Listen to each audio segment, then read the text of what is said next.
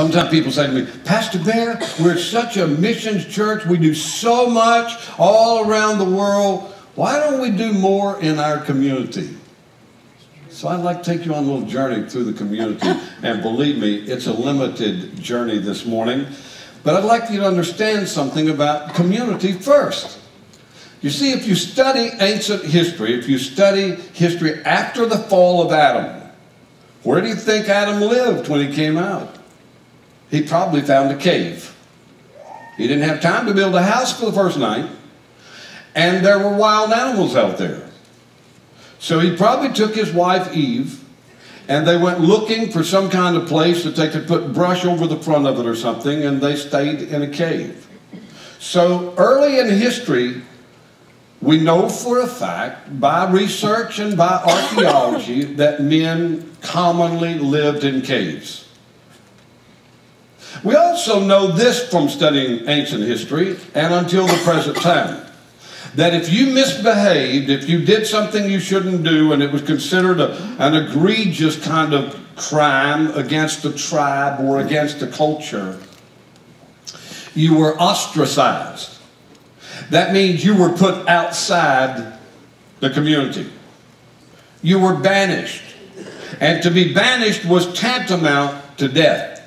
It was the worst sentence that could be imposed on anyone.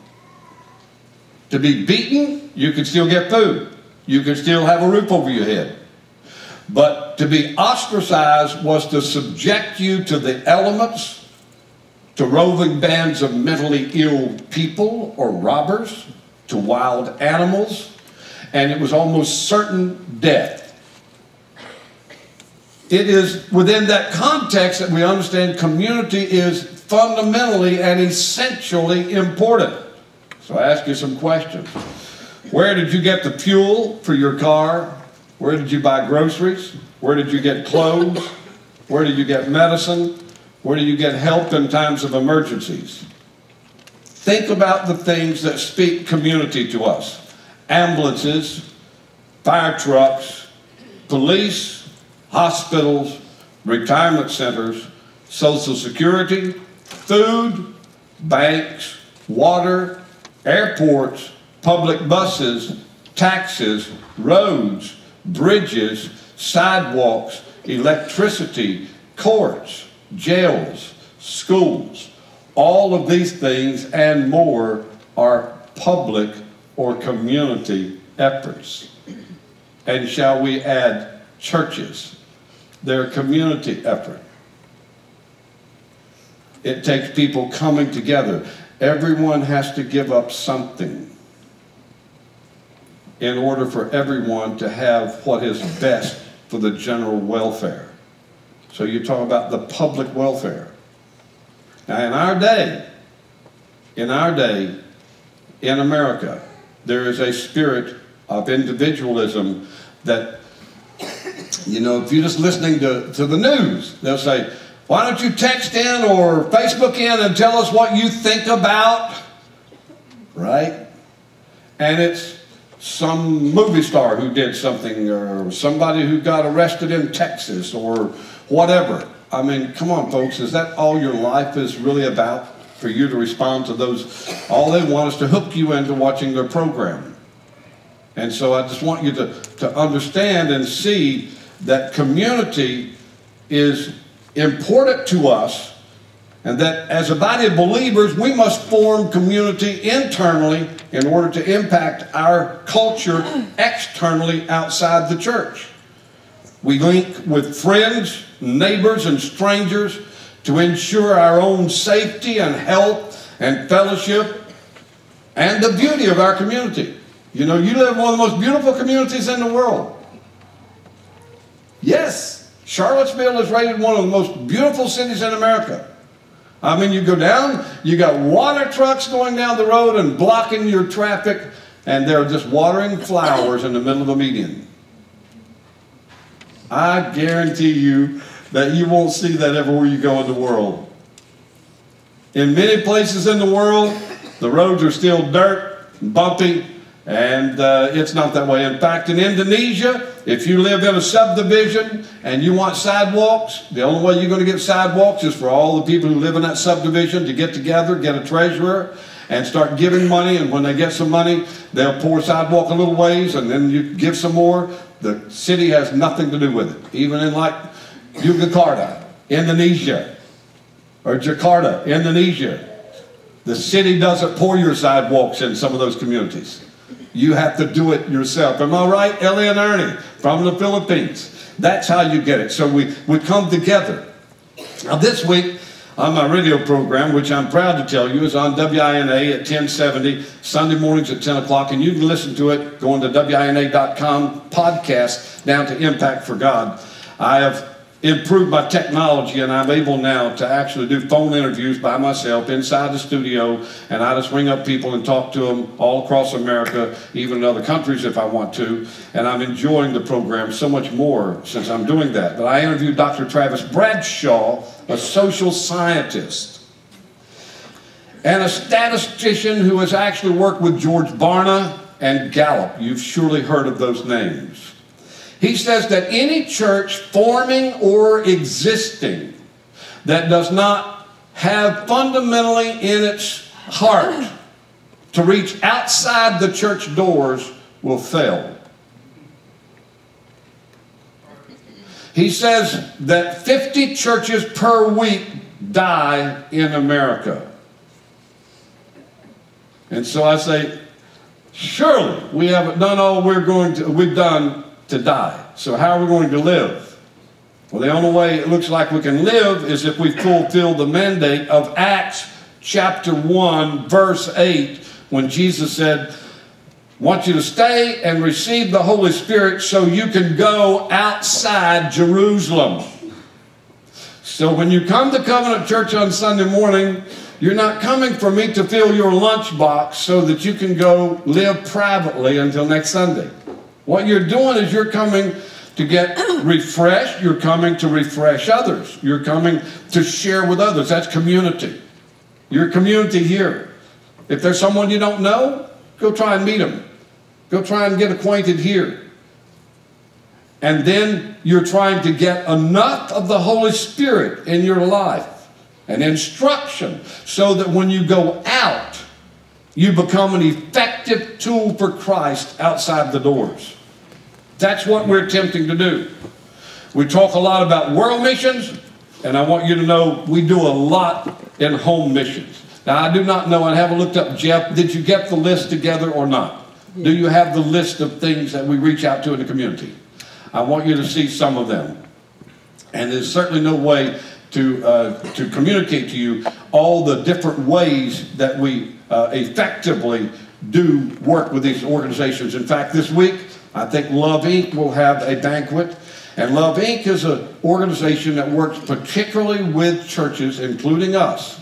So someone comes to us and says, I need rent money. We say, you have to go to Love Inc. See, that took a great load off our shoulders. Someone says, I need groceries.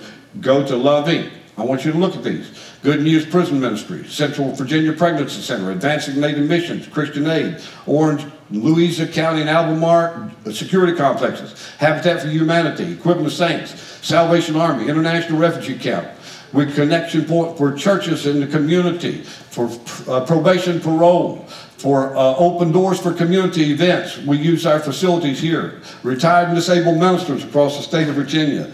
And so many other things that we do just in Judea, just outside Jerusalem. Do you understand? Just right outside our doors, we're touching the community. It is not uncommon anymore. In fact, on my email right now is a call from social services saying, help us with this case. Probation and parole. People get in difficulty and they go to court. They have to do community service. And we get calls from them and from parole officers saying, can you work with this person? We'd like for them to be in a very good environment. We're working with Goodwill, is that it? Goodwill Industries, they actually pay for people to work a job 30 hours a week, I think it is, and for training. So we have a lady in our office right now who's going to be there for a few months. I think she has to do a certain amount of hours, 300 hours or something, that we're training her how to be an office worker. And so we're a partnership with that. We don't have to pay anything, but we have to work with the program. So I'm wanting you to understand some of the things that we do. Now, here's how it comes on down to us. Jesus said to his disciples, you must go. Now, it's curious about this, that as Jesus talks about this, he is explicating and laying out something that is not, it is not this heart of reaching outside Jerusalem or outside ourselves. There's no other religion in the world that is like this. We are unique in that way, that the very call to follow our leader, Jesus, is a call to get outside of ourselves. You know, in India, when they have what is called Color Day, is that it? Somebody here from India? Is it Color Day? Anybody India? Please raise your hand. I think it's Color Day. It's a day of celebrating Hinduism, something about it. They're gods of Hinduism. And on that day, if you're there and you're a Christian, we could not even go outside the house. In Bangladesh, on the day when they have the sacrifice of animals, they're killing, every house almost kills an animal, a bull or a cow or a small calf, and literally blood runs down the street just like water in the gutters, and all. And it's a celebration that says if we do this, then Allah will have mercy on us, and if we give a third of it to the poor, it will stand us good against punishment after we die, and so forth, and whatever else. Well, only thing we could do is stand up on top of a roof and look out at all the activity. It says it's not safe for you to go out. But here we have events, and we say, hey, hello everybody out there. We put it on the sign, come. We'd like for you to share with us in this wonderful journey that we're on. Isn't that amazing? So the difference is that Christianity has helped to alleviate the suffering of women and of children. You see, 200 years ago in America, children 10 and 12 years of age worked up to 6 days a week in steel factories and other kinds of mills. 10 years of age. Andrew Carnegie went to work in a steel factory when I think he was 12 years of age. But Christianity and Christians across America said that's not what children are made for, to be slaves in factories. It is Christianity that has reached out to prisoners and to the mentally ill and to soldiers and to the elderly and to the poor and to the uneducated and the oppressed and the handicapped, to schools. Christianity has impacted the world. So Jesus comes upon this marvelous passage of asking them this question, who's your neighbor? Now the curious thing about this story, if we would go read this story in Luke chapter 10, you want to go with me? Let's just take a quick look at it there, because it's an important passage that helps us to see the character and the beauty of what Jesus was teaching us. In Luke chapter 10, Jesus begins in verse 25, and here's the occasion. An expert says, "Oh, teacher, what must I do to be saved or to have eternal life?" And he says, "Well, what's written? How do you read it?" And he said, "Well, I read it that it says, love the Lord your God with all your heart, with all your soul, with all your strength, and all your mind, and love your neighbor as yourself." Well, Jesus says, that's a very good answer. You get an A for your answer. He says in Luke chapter 10, there a moment, said, "You've answered correctly." And Jesus replied, "Do this then, and you'll live." But he, wanting to find a way to slip through and make it easier for himself, said, "Who is my neighbor?" Hey, see, this pertains to when you leave church today. This pertains to when you're going to work tomorrow. This pertains to when you're getting gas at the station. Do you just simply put your money down and get your change and leave, or let them run your credit card? Or do you actually see the person behind the counter as a person? This pertains to the drive-through and the person that's serving you at the window. Do you speak to them and say, hello, how are you today? Or thank you? Are they a person? Or are they an automated, warm-body machine to provide something for you because you have money to pay for it? It's a very sobering message, isn't it? So what's outside the church doors? That's the test that Jesus is driving here. And so he says, well, he says, who's my neighbor? Jesus says, who is my neighbor? Or he asked Jesus, who is my neighbor? Now, what Jesus does here, and I want you to see this, Jesus actually flips this on him, and he doesn't probably grasp what's going on at the first. It's like Jesus says, oh, by the way, did you hear about... And he tells about a story of a man who's going from Jerusalem down to Jericho, and who's on his way, and it's a space in there that's a very dangerous place, and the man is attacked by robbers, and they take his money, they beat him up, they take his good clothes off of him, and they leave him half dead. Now really, I also think, and I don't have time to preach that this is a picture of Jesus, that the devil left him, he thought, robbed, stripped, beaten, on the cross, half dead. But I don't have time to preach that sermon. So the man is laying beside the road, and along comes the priest. That would be me. And I said, man, I'm really in a hurry. I got to go see the bishop, and I've got to go meet with the elders, and I don't have time. So sorry. Have a nice day. Goodbye. Detour. On my way. Got it? But then the next, before you get too comfortable criticizing me, is you. See, you're the next. And you pass by. You just been to church. You sang a song. You had your opinion about things. You carried a Bible. Yeah, and then you leave church and you see somebody in need, and you say, got to get on home because dinner, and got some things I'd like to do, and thus and so, and prepare for tomorrow. And you're the Levite. You're that religious person that you pass on by. Now remember, Jesus is talking to a rich man here who's trying to figure out how to go to heaven. And Jesus says, well, for one thing you got to do is love your neighbor as yourself. And now, the man who's laying in the ditch is a man who's had terrible things perhaps to say about Samaritans. He perhaps wouldn't even set his foot over in Samaria because it would contaminate him. But he's laying in the ditch dying, and he's wounded. And he's robbed, and he's embarrassed for his condition, but he's not able to even get up out of the ditch.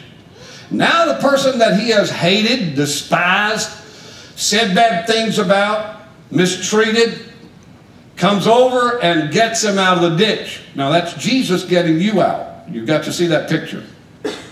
Jesus is the good neighbor getting you out of the ditch. So you're also part of this picture. So you have now this Samaritan who is a half-Jew. He's a half-breed. That's what he is. He's a half-breed. He's part Gentile, part Jew. He's a corrupted bloodline to the Jews. So they can't have anything to do with Samaritans.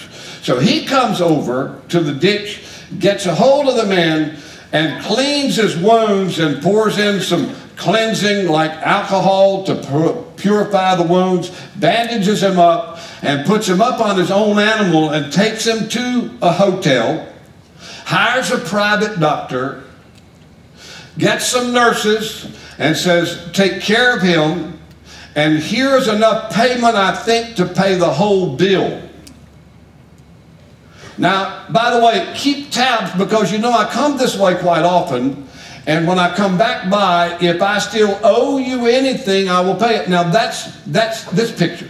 That's the picture of Jesus saying, don't worry about the charges that the devil may add up to you. Because when I come back for you, I will pay in full. So you're not going to lose anything with Jesus. Isn't that good news? That's a sermon worth going home for. You're not going to come up short when you come up facing Jesus and your heart's right with him. He said, I paid it all. I paid all the price. So now when Jesus finishes up, he looks at the rich man and he says, what do you think? Who's your neighbor? Well, who's your neighbor? Here's the punchline now. The neighbor is the one who came to the person in time of need. That's the neighbor. That is the one that is to get all of the credit for being compassionate. Now here's where you have to say, does this shoe fit me? Does this shoe, is it an accommodating shoe for me? Will you call this rescuer a hero? Or will you just simply say that this person who went to the person to bind him up, that's who I want to be. I want to be the kind of person that would go to someone. At 4 o'clock this morning, my phone rang, and it was someone who had a very vile message for me at 4 o'clock this morning. What they said they would like to do to me, I would never say from a pulpit.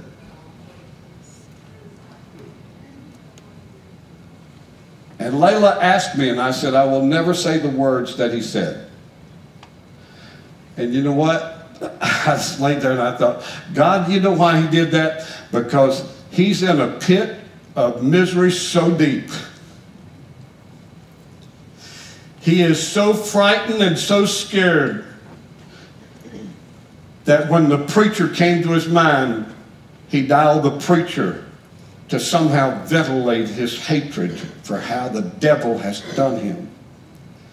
And you know what? I texted him back. I waited till about 7 o'clock and I texted him back and I said, I love you. I want to come and see you. I'm waiting on his response. And by God's grace, I plan to go to his home today. Now, he may throw me off his property, but I don't think so. Because you see, I think the fact that he made the phone call signals that he was screaming out, somebody help me. I'm beaten up, I'm naked, I'm wounded, and I'm bruised. Somebody help me. What do you think? Now, Jesus said in Luke chapter 4 and verses 18 through 20, he said, this is why I came. That I came to bind up the broken and the wounded, the blind to open their eyes, and to treat the people who are bruised and captive to set them free. That's why he came. That's why he didn't hang around in the temple with the big dudes who had it all together and who didn't need anything. He went out looking for the poor and the lame and the blind. He said, okay, the fancy dudes don't want to come to my dinner. Then he said, go out, beat the bushes and bring in the homeless. Bring in the people who are broken. Yesterday, Pastor Steele just goes into the new church over in the valley that we're working on, not open yet. He just goes in to take a board that's a decorative board to see if it would add a little character and color to the stage. And he looks up and a man's behind him. And the man begins to talk, says, I'm looking for work, paint. And they talk. And then Pastor Steele said, but something in his heart got gripped and he realized the man was there more than about painting. And then the man just began to talk and he said, I came from a church that when you divorce, they put you out. I can't even go back to my church. Do you think there's room for me here? Do you think I could come to church here? Now come on, folks, at what point does your heart get gripped and you see people outside the church who don't know Jesus? They do not know Jesus. And you see them as being lost and bruised and broken. You see them as being captive in their minds. They don't know the way out. And they need somebody to show them the way out. They need a word of kindness. They need a word of compassion. They need someone to speak to them in a way that opens their eyes to see some hope and some possibility. Someone to come and to kneel down with them and help them walk through a difficult time of life. What you have to do is ask yourself, have you ever been in the ditch? Did anyone come to you when you were in the ditch? Did someone come and rescue you? Did someone come and offer you hope? Have you ever had a night when you were shattered? Have you ever had a night when you felt like your world was coming apart? Have you ever felt like that you were on sand and it was shifting beneath your feet and you were sinking? Have you ever awakened in the night with panic in your heart? Then if you have some sensitivity to what the world is like out there. And then that drives you. That drives your heart. You see, you just simply can't come to Jesus. You cannot say that you're a Christian and fold your arms and pass by. You can't do it. It's hypocritical. It's inconsistent. The very word Christian means to care, to share, to pour yourself out, to see other people, to feel their pain. Amen. To grieve over their loneliness. To find out more about us, visit us on the web at covenantchurch.net. Thank you for joining us today.